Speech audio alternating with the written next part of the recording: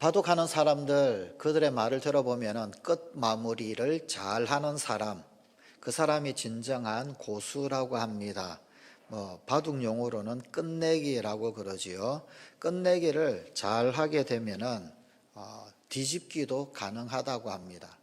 끝내기에 의해서 이미 이겨놓은 바둑을 공고히 완전히 이기든지, 혹은 아니면은 조금 뒤지고 있던 것들 끝내기 때문에 확 뒤집히는 그런 경우가 꽤 많다고 합니다. 우리가 잘 알고 있는 그런 어떤 여러 바둑 고수들, 그런데 그 가운데서 돌부처라고 알려져 있는 유명한 이모 고수가 있지요. 그는 정말 끝내기를 기가 막히게 잘하여서 별명이 신산이라고 합니다. 신의 계산이다, 그렇게 해서. 그래서 그 끝내기 하고 나면은 꼭 반집 아니면은 한 집 반, 이런 식으로 해서 승부가 갈리는 그런 경우가 아주 흔하게 많이 있었지요. 그 정도로 끝 마무리를 잘 하는 것, 이것은 아주 중요한 일입니다. 신앙도 마찬가지입니다. 신앙의 고수, 인생의 고수 다 마찬가지입니다. 마무리를 잘 하는 사람입니다. 오죽하면은 끝이 좋으면 모든 것이 좋다라고 하는 그런 말도 있겠습니까? 오늘 본문 말씀인 사사기 8장에는 이 기드온의 군대와 미디안의 큰 전쟁은 이미 승패가 결정이 나고 이제 마지막 도망간 적군들을 소탕하는 그 마무리 전투 이야기가 소개가 되고 있습니다. 전쟁을 치른다라고 하는 것은 사실은 결코 쉽지 않은 일입니다. 특히 전쟁을 마무리 짓는 일은 결코 간단치가 않습니다. 전쟁을 제대로 마무리하지 못하게 되는 경우에 남은 적군들이 후환이 되어서 전쟁의 승패가 뒤집히는 경우가 비일비재하게 많지 않습니까? 그 유명한 그 수많은 이 전쟁들 가운데서 우리나라의 그 임진왜란 때 명량해전, 겨우 이제 이 조선수군 12척의 배, 이 전쟁은 끝이 난 배였습니다. 끝장이 난 전쟁. 그런데 그 12척의 배로 적군 300척 이상을 되는 그 배가 그냥 다 부셔지고 그런 일들이 일어나고 있었지 않습니까? 우리나라에만 그런 일이 있었던 것은 결코 아닙니다. 세계 전쟁사에 보게 되면 그런 일들은 비일비재하게 많이 있습니다. 예를 든다면 그리스의 전쟁 같은 경우에 그 유명한 트로이 목마가 그러합니다. 트로이가 그리스 연합군을 이겼지요. 그런데 그 목마 하나 때문에 전쟁의 승패가 확 뒤집혀버리는 이런 일들이 있었습니다. 수도 없이 많은 그런 전쟁 역사가 있습니다. 그래서 오늘 본문에서 기드온의 군대는 그 마지막 마무리를 위하여서 성사학자들의 추측에 의하면 산악지대 240km, 거의 240km 이상을 끝까지 미디안 연합군을 추적해 가는 그런 모습을 보여주고 있습니다. 이미 기드온과 그의 군대는 메뚜기처럼 많은 적들을 쳐 부수었습니다. 특별히 이 기드온과 그 군대들은 적을 야간에 기습 전쟁을 펼쳤습니다. 그러니 밤새도록 적을 공격한 탓에 잠을 자지를 못했습니다. 또 쉬지 않고 적들을 추격하기에 그들은 너무 지치고 또 피곤하였을 것입니다. 그러나 그들은 적들을 추격하는 일을 멈추지 않았습니다. 멈출 수가 없었습니다. 몹시 피곤하였지만 그 미디안의 왕, 그리고 또한 아말렉의 그 연합군, 동방왕들의 연합군인 그들의 왕들인 세바, 그리고 살문나를 결코 살려둘 수가 없었습니다. 그를 살려 보내어 버리게 되면 이 전쟁을 진정으로 끝낼 수가 없었기 때문입니다. 바로 이러한 상황을 고스란히 보여주는 한 문장의 말씀이 오늘 본문 4절에는 이렇게 기록됩니다. 비록 피곤하나 추격하며. 피곤했지만 끝까지 추격했다, 그 말입니다. 그런데 오늘 본문에는 이 기드온 군대의 육체적 피곤도 피곤이지만 정서적, 심령적 피곤, 마음의 피곤을 더더욱 가중시키는 그런 사건이 두 가지나 소개가 되고 있습니다. 사실 육체적 피곤보다도 더 힘들고 무서운 것은 마음의 피곤입니다. 심령적 피곤입니다. 마음의 피곤은 의지를 꺾어버립니다. 사기를 꺾어버립니다. 존재의 의미를 꺾어버립니다. 지금까지 해온 모든 것을 전부 다 아무것도 아닌 것으로 숲으로 돌아가게 만들어버리는 것이기 때문입니다. 기드온과 그의 군대를 정말로 피곤하게 한 것, 육체적 피곤보다도 더 피곤하게 만들었던 것, 그것이 무엇이었습니까? 오늘 본문 말씀에는 두 가지 사건을 알려주고 있습니다. 그 첫 번째 사건이 에브라임 사람들의 분노와 불만이었습니다. 이미 큰 전쟁은 끝이 났습니다. 출정했던 군사들이 한자리에 다 모여서 서로를 격려를 하고 축하해야 하는 그런 시간입니다. 그런데 문득 에브라임 사람들의 얼굴이 불그락 하면서 분노를 발하면서 기드온에게 항의를 합니다. 시비를 걸고 났습니다. 오늘 본문 1절입니다. 에브라임 사람들이 기드온에게 이르되 내가 미디안과 싸우러 갈 때 우리를 부르지 아니하였으니 우리를 이같이 대접함은 어찌 됨이냐 하고 그와 크게 다투는지라. 크게 다투는지라. 이 말은 사태가 심상치 않다라고 하는 것, 일촉즉발의 위협까지 갔다, 그런 의미입니다.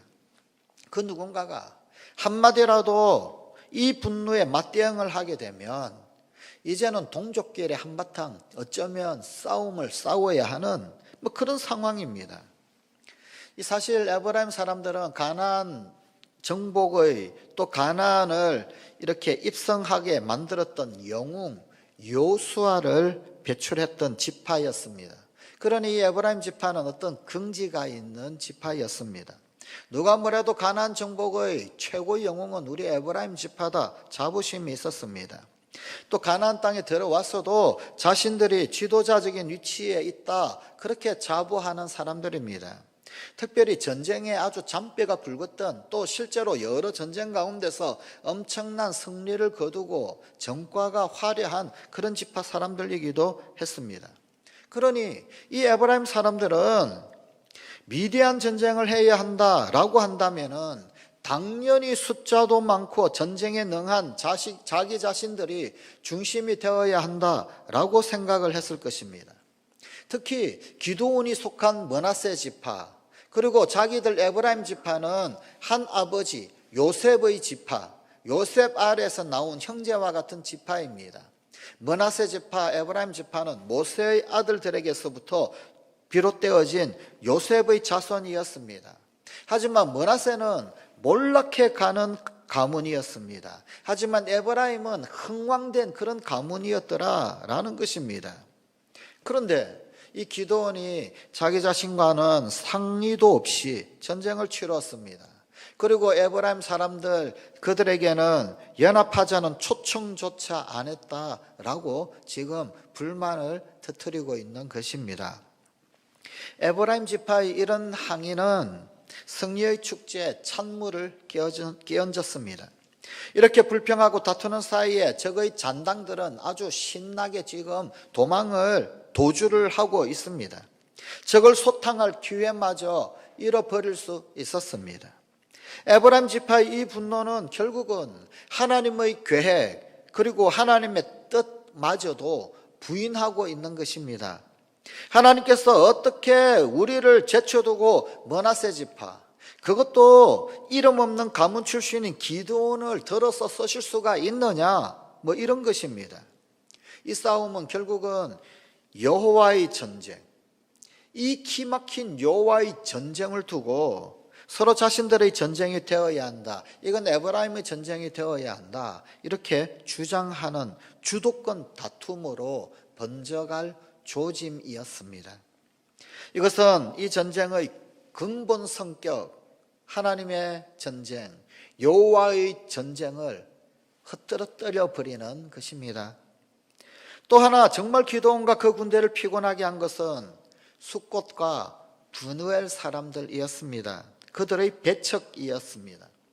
에브라임이 분노를 터뜨리고 또 기드온이 그들을 달래는 사이에 살아남은 15,000명의 도주하는 미디안과 아말렉 그리고 동방의 그 연합군들, 그들은 허둥대며 도망을 잘 갔습니다.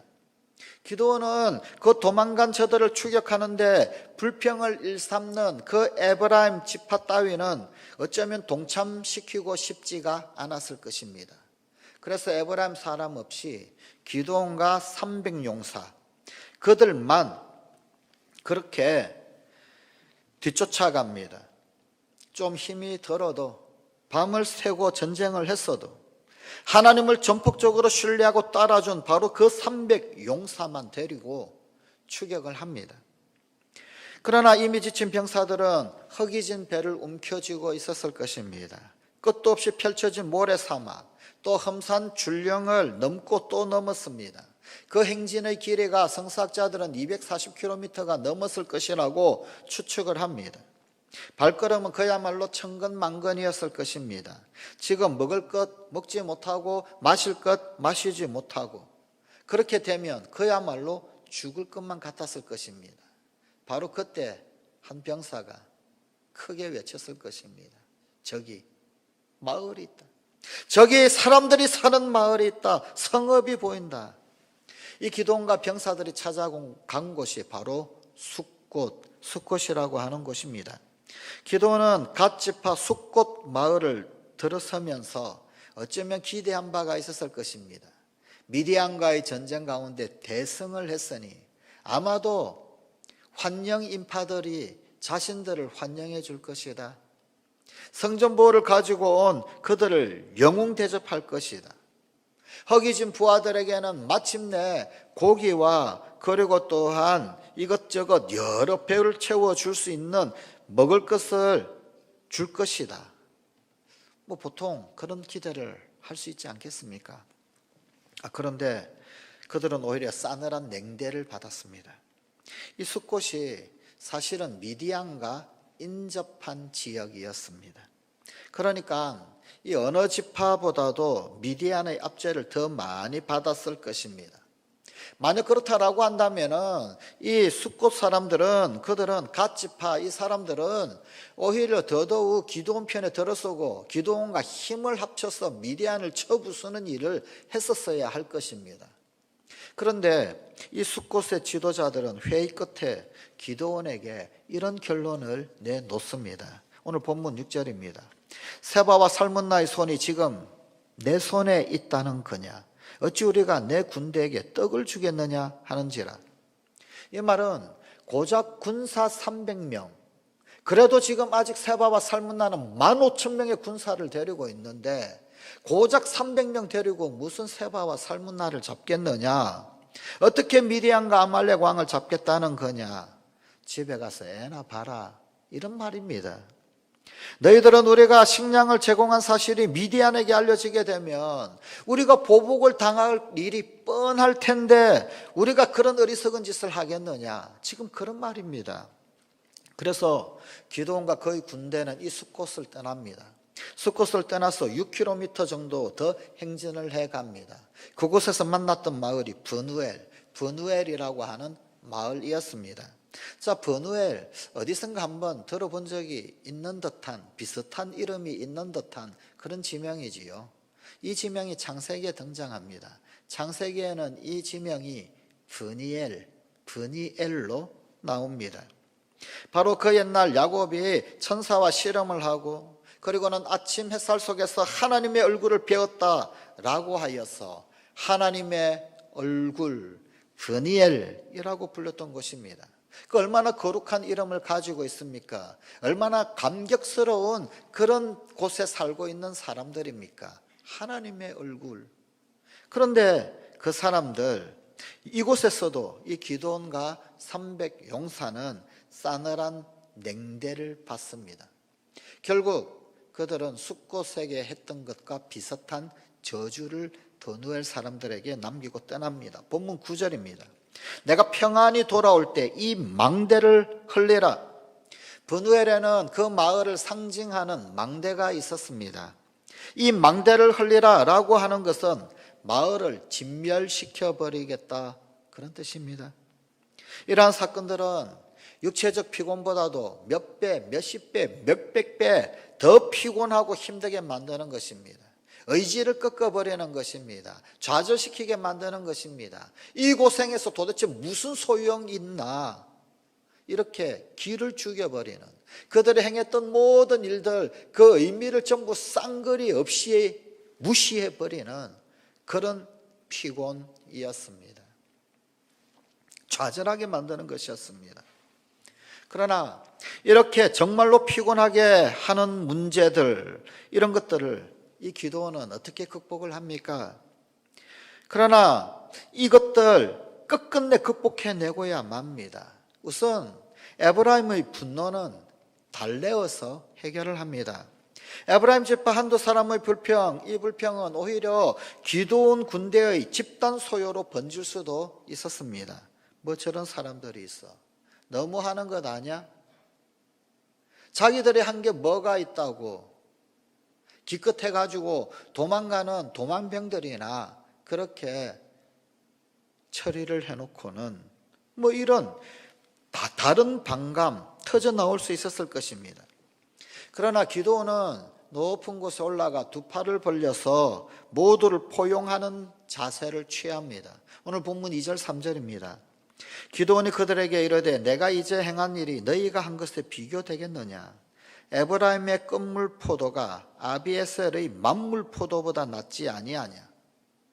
무슨 말이냐면 에브라임 너희의 제일 찌질이가 우리 므낫세의 최고 지도자 영웅보다도 더 낫지 아니하냐, 더 뛰어나지 아니하느냐, 그런 말입니다. 하나님이 미디안의 방백 오렙과 스앱을 너희 손에 넘겨주셨으니 내가 한 일이 어찌 능히 너희가 한 것에 비교되겠느냐? 장수 오렙과 스앱을 너희가 포획하고 죽이지 않았냐? 우리는 기껏 해봤자 쫄병들이나 처리했다. 너희의 공이 더 크지 않냐? 지금 그런 이야기입니다. 기드온이 이 말을 할 때 그때 그들의 노여움이 풀리니라. 기드온이 말을 참 잘했지요. 잠언 15장 1절입니다. 유선한 대답은 분노를 쉬게 하여도 과격한 말은 노를 격동하느니라. 분노를 사랑으로, 비난을 칭찬으로, 적대감을 온유함으로 품었습니다. 기드온은 자신의 자존심을 내세우는 대신에 어리석은 에브라임 사람들의 자존심을 살려주고 그들의 자존심을 지켜주고 세워주었습니다. 기드온은 싸움의 대상이 동족이 아니라 미디안이다라고 하는 사실을 분명히 알았습니다. 잘 싸우는 것, 그것이 중요한 것이 아니라 누구와 싸우느냐, 그 싸움의 대상이 누구냐, 그것을 알아야 합니다. 뭐 부부싸움 잘하고 혹은 아니면 교인들끼리 멋지게 싸워서 이겼다, 그렇게 되었다고 하나님이 잘하였도다 착하고 충성된 종아, 이렇게 뭐 칭찬하시겠습니까? 이 기드온의 이 온유한 설득은 분명히 효과가 있었습니다. 아주 잘한 일입니다. 그런데 조금 아쉬운 점이 있습니다. 이 정략에 가까웠던 이 기드온의 이 말 속에 참 안타까운 아쉬움이 있습니다. 300용사로 12만 명의 미디안 연합군을 무찔렀던 이 전과, 이것을 축소하고 과소평가하는 것, 뭐 자기 자신을 낮추기 위함이다, 이해는 됩니다. 그런데 여기에서 동시에 빠뜨려 버린 것이 있습니다. 그것은 하나님이 하신 일, 하나님이 행하신 이 강력한 역사와 기적을 그만 과소평가해버리는, 함께 그냥 폄훼해버리고 마는 그런 말이 되고 말았습니다. 이 놀라운 전쟁에서 진정으로 높임 받으셔야 할 하나님, 승리하신 하나님의 싸움에 대한 그 언급이 없었습니다. 하나님이 하신 일입니다. 우리는 아무것도 아닙니다. 이렇게 나왔었어야 합니다. 우리가 잘나서 그래서 이긴 게 아닙니다. 횃불 가지고 항아리 가지고 도대체 어떻게 저 미디안 군사를 이기겠습니까? 하나님이 하신 것이지요. 우리는 아무것도 아니었습니다. 이렇게 얘기해도 에브라임 사람들은 충분히 알아들었을 것입니다. 그런데 하나님의 전쟁이 그만 없어져 버리고 말았습니다. 하나님을 드러내는 이 중요한 일을 놓쳐버리고 말았습니다. 자기 겸손을 드러내기 위해서 하나님의 역사가 숨겨지는 이런 일이 일어나고 말았습니다. 형제를 달래기 위해서 하나님의 영광을 드러내는 일에 실패했습니다. 이것은 참으로 안타까운 일입니다. 한편 숫꽃과 브누엘 사람들의 배척에는 오직 사명에만 집중함으로 피곤을 극복을 합니다. 숫꽃과 브누엘 사람들의 이기적인 태도에 기드온 그리고 300용사는 참으로 속이 상했을 것입니다. 몹시 낙심되었을 것입니다. 그럼에도 그들은 피곤하였지만 미디안 패잔병들을 추격하는 일을 계속했었습니다. 끝까지 그들을 뒤쫓아갔습니다. 그들이 추격을 포기하지 않은 까닭은 그들에게 뚜렷한 목표가 있었기 때문입니다. 그들에게 분명한 사명이 있었기 때문입니다. 하나님께서 부여하신 사명, 하나님께서 하라고 명령하신 명령이 있었기 때문입니다. 그들 앞에는 아직 잡히지 않은 미디안의 왕들이 도망하고 있었습니다. 이 전쟁은 그 왕들을 사로잡아 처단을 해야만 끝나는 그런 전쟁이었습니다. 그들에게는 이미 하나님께서 표징과 승리를 약속하신 분명한 약속의 말씀, 그리고 그들에게 부여된 사명이 있었습니다. 사사기 6장 16절입니다. 여호와께서 그에게 이르시되 내가 반드시 너와 함께 하리니 내가 미디안 사람 치기를 한 사람을 치듯 하리라 하시니라. 7장 9절입니다. 그 밤에 여호와께서 기드온에게 이르시되 일어나 진영으로 내려가라. 내가 그것을 내 손에 넘겨 주었느니라. 7장 14절입니다.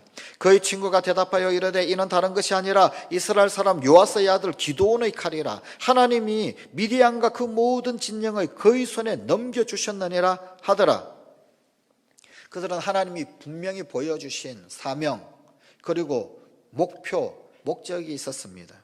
하나님의 말씀을 성취해야만 할 분명한 끝까지 달려가야 할 길이 있었습니다. 그리고 그들에게는 목숨도 함께 할 대장 기드온과 명예로운 전우들이 있었습니다.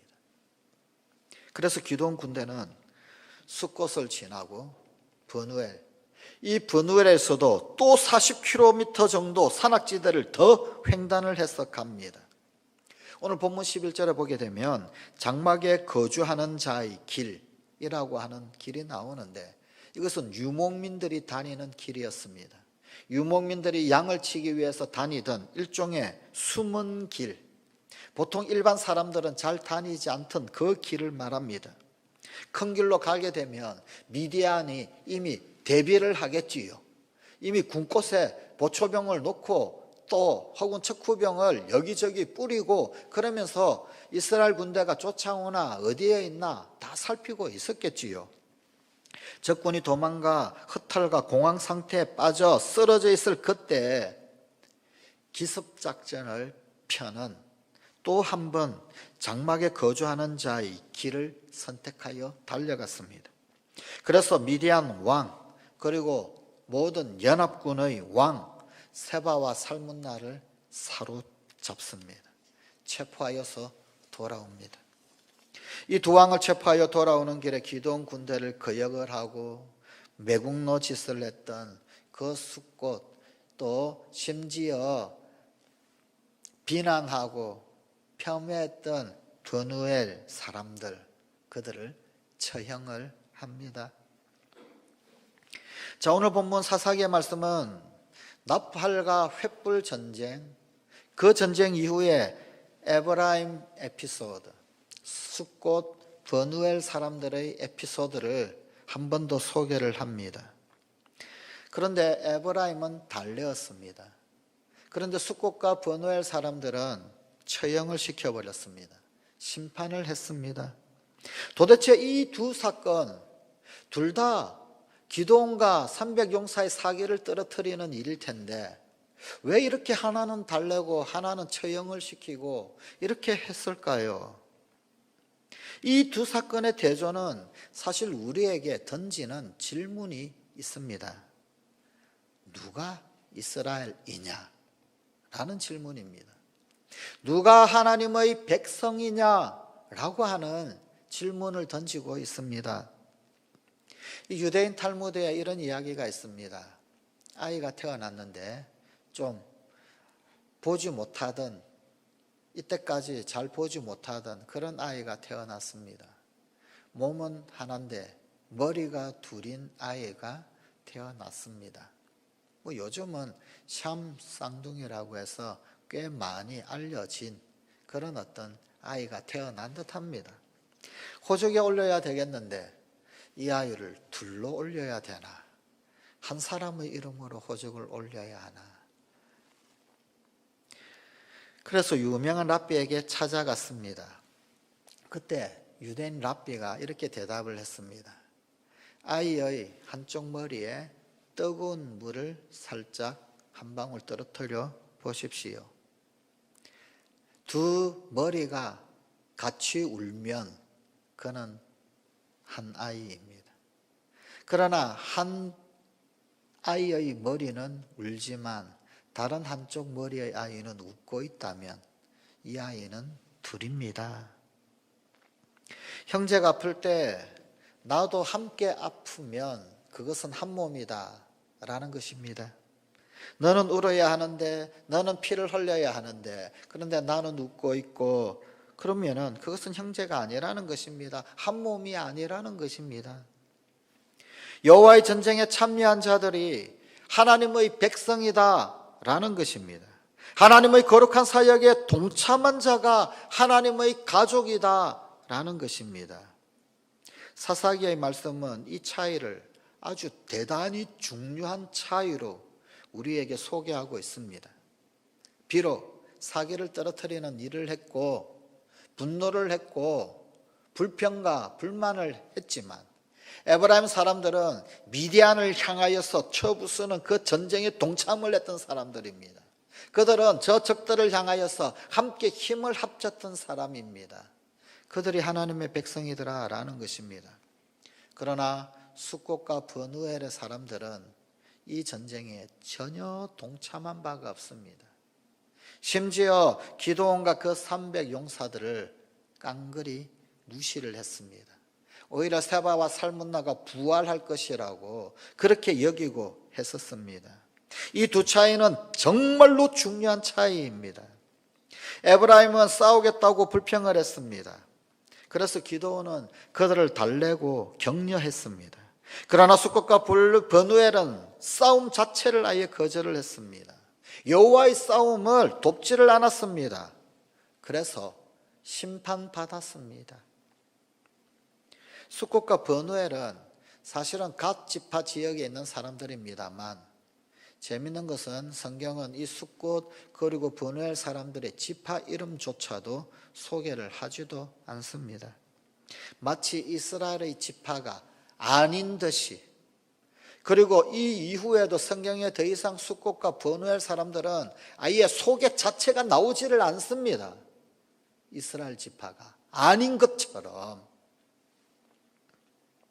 이런 자들은 이스라엘 지파가 아니라는 것입니다. 이런 사람들은 하나님의 백성이 아니라는 것입니다. 불평이 있을 수도 있겠지요. 불만이 있을 수도 있겠지요. 그러나 적을 향하여 싸워야 할 때는 함께 동참해서 싸워야 한다는 것입니다. 그리고 분명한 적을 앞에 놓고 있을 때 혹 다른 생각이 있을 수도 있습니다만 그러나 함께 싸우는 자들은 가족이라는 거예요. 그들이 하나님의 백성이더라라는 것입니다. 우리도 땀 흘려 하나님 일을 할 때 피곤을 느낍니다. 참으로 영적 전쟁을 치를 때 혹은 아니면 기도해도 응답이 없어서 지칠 수가 있습니다. 열심히 전도를 했는데 열매가 없어서 낙심될 수도 있습니다. 그러면 그 영적 피곤으로 그만 멈춰야 할까요? 다 중단해야 할까요? 아닙니다. 비록 피곤하나 추격하며 기드온과 300 용사처럼 추격해야 합니다. 끝까지 달려가야 합니다.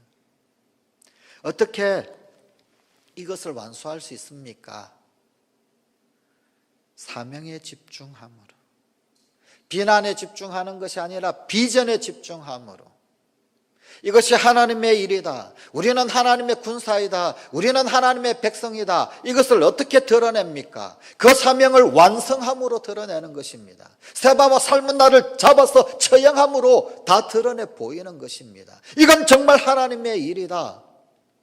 사명을 성취를 하고 목적을 달성을 하고 비전을 이루는 것으로 그 모든 비판을, 그 모든 비난을 잠재우는 것입니다. 끝까지 추격해야 합니다. 비전 앞에, 사명 앞에, 여호와의 전쟁 앞에 비급해지지 않는 우리 성관가족이 되십시다. 끝까지 달려갈 길 달려가서 진정으로 승리하는 우리 성관가족이 되십시다. 기도하십시다. 하나님,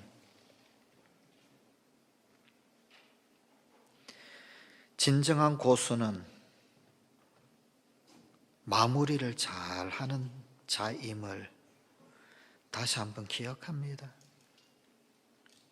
하다가 어느 정도 되었다고 말고 끝 매조지를 하지 못하고 마무리 짓지 못하는 자,